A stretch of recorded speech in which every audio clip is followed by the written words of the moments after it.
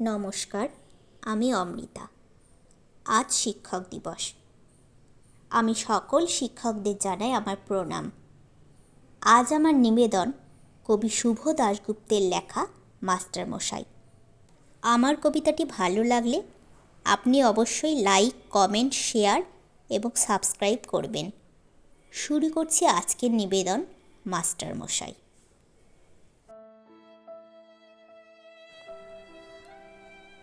আজও দেরি হয়ে গেল অর্ধেন্দুবাবুর। ইদানিং রোজই এরম দেরি হয়ে যাচ্ছে, ঘুম ভাঙতেই চায় না। সকালে উঠে হাঁটুতে আর গোড়ালির নিচে অনেকক্ষণ একটা আড়ষ্ট ব্যথা খুব দুর্ভোগে ফেলে। তারপর 12 ঘর একখানা কলের 12 সংসার। বস্তির টালির ঘরে এ কাজ সে কাজ সেরে অর্ধেন্দুবাবুর বড্ড দেরি হয়ে যায়। আজও দেরি হয়ে গেল অনেকটা। ছাত্রের বাড়ি অনেকটা পথ হেঁটেই যেতে হয়। রিকশায় গেলে নগদ 2 টাকা। তার চেয়ে হাঁটাই ভালো। ইদানিং বয়স তো আর কম হলো না, হাঁটার গতিও গেছে কমে। চোখের শক্তিও যেন এসেছে অনেকটাই কমে। ছাত্রের বাড়ির সকালের ওই পড়ানোটুকু নানান দিক থেকে অর্ধেন্দুবাবুর ভারী প্রিয়। স্বামী স্ত্রী দুজনেই সান্যালবাবুরা ভদ্রলোক। পড়াতে গিয়ে কিছুক্ষণ পরেই ছাত্রের মা ঘরে এসে নিজের হাতে দিয়ে যান সুন্দর কাপ প্লেটে চা, সঙ্গে অন্তত 2খানা ভালো বিস্কুট। সারাদিন আর তো চা খাওয়াই হয় না অর্ধেন্দুবাবুর। একলা সংসারে চাটাইয়ের আর পাট রাখেননি কোনো। অর্ধেন্দুবাবুর এই ছাত্রটি নিখিলেশ এমনিতে খারাপ নয়, তবে উঠতি বয়স, নানান আকর্ষণ, নানান দুষ্টুমি। দিন দিন বড় অমনোযোগী হয়ে পড়ছে। রেজাল্টও ভালো করছে না। এই নিয়ে নিখিলেশের মা অনেকবার হাসি মুখে অভিযোগ জানিয়েছেন ছেলের বৃদ্ধ টিউটরের কাছে। আপনি মাস্টারমশাই একটু ভালো করে দেখুন ওকে, আর একটু সময় দিন, ও তো পড়েই না। আপনি এলে ওই যেটুকু ওর পড়া, তারপর দিন দিন বড্ড অবাধ্য আর জেদি হয়ে উঠছে। আপনি একটু কড়া হন মাস্টারমশাই। আজ মিত্তির পাড়ায় ঢুকেই অবনী ডাক্তারের চেম্বারের ঘড়িটা দেখলেন। না, সত্যি আজ বড্ড দেরি করে ফেলেছেন। নিখিলেশের পরীক্ষা সামনেই। বারান্দার চটিটা রেখে ঘরে ঢুকে অর্ধেন্দুবাবু বসলেন তার নির্দিষ্ট চেয়ারে। ঘরের টেবিলের উল্টো দিকের চেয়ারে নিখিলেশ নেই। মিনিট কয়েক পরে নিখিলেশের মা ঢুকলেন, হাতে চায়ের কাপ প্লেটে চা।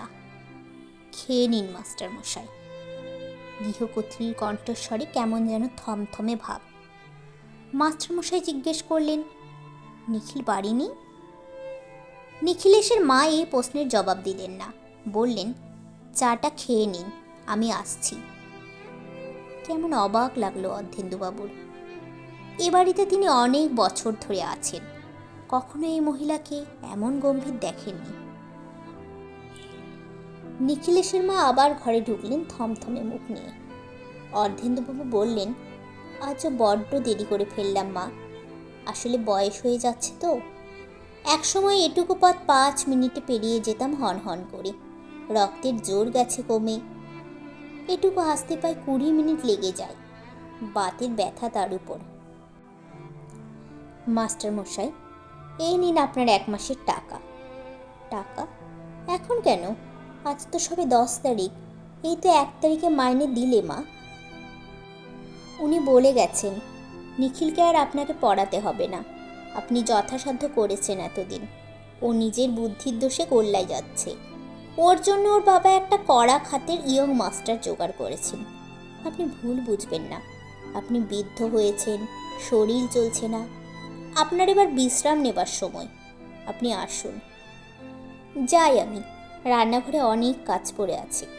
টাকাটা পকেটে নিয়ে নিন মাস্টারমশাই, আসবেন মাঝে মাঝে।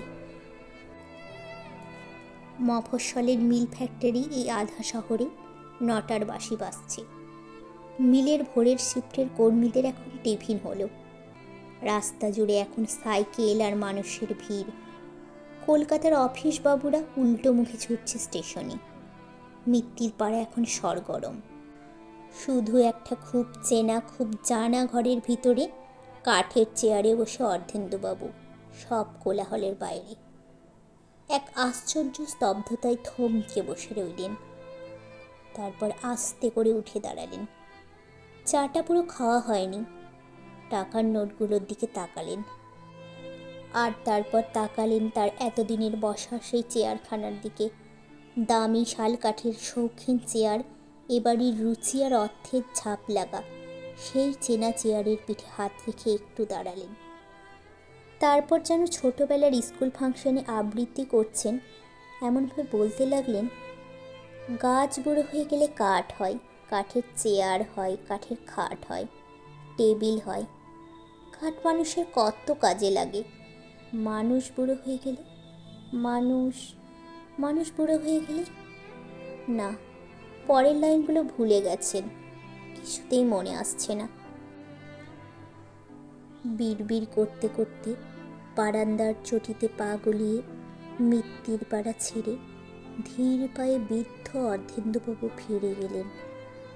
পড়ার ঘরের টেবিলে তখন আধ খাওয়া চায়ের কাপে মাছি বসেছে।